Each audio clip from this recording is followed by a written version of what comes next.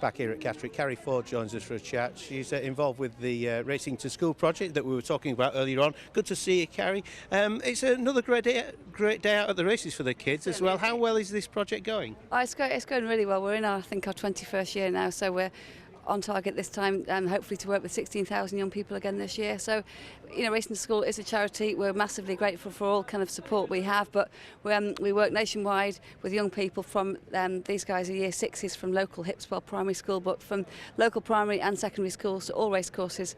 We get them here early behind the scenes. So basically it's kind of using racing at the industry to kind of highlight kind of how their school subjects are used in everyday life and practical learning, and also obviously to get them involved in our great sport as well. Yeah, I remember it started as the behest Racing to School, didn't it? I never knew it was 20 odd years. You've got a good memory, yeah. behest is what we used to be, yeah, but now we're now Racing to School, yeah. So, it's been going that long then. I bet you get some testimonials from kids who now love the sport and can tell you that this was the catalyst for them falling in love with it, do you? Absolutely. So that's the idea, alongside the education, it's to get them involved in our sport, many of whom that take part have never been racing before, but we hope very much they'll come back with their families afterwards. Yeah. And also we do also run a riders programme whereby we work with young people who already ride, equine college students, pony club children, to get them thinking about having a career in racing. And from those days we have got a number now of people w'ho've taken part who do work in the industry, which is fab. And to what extent do you also go into urban areas and inner city schools and such like to let them see this aspect? We do rural, we do inner city, we go everywhere, yeah.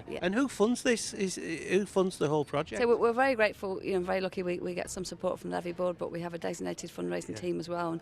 And so we're grateful to some schools donate, a lot of trusts donate to us. It's a lot of money we have to try and raise, but touch wood, we're very lucky to be supported so well. And is part of the agreement that it has to be certain stuff within the curriculum? I saw them doing not yards now, metres around the paddock and such like. Yes, it focuses generally around maths, but today we've covered everything from maths, English, science, geography, history, PE, nutrition, all school subjects kind of brought to life really. How enjoyable is it doing it? It must be a labour of love, isn't it? A vocation. What about the kids? I love it. Yeah, that's what I mean for you. You must love it and seeing their faces. You know me. I've been in racing for a long time. So having ridden and been in training as well, it's great to remain involved.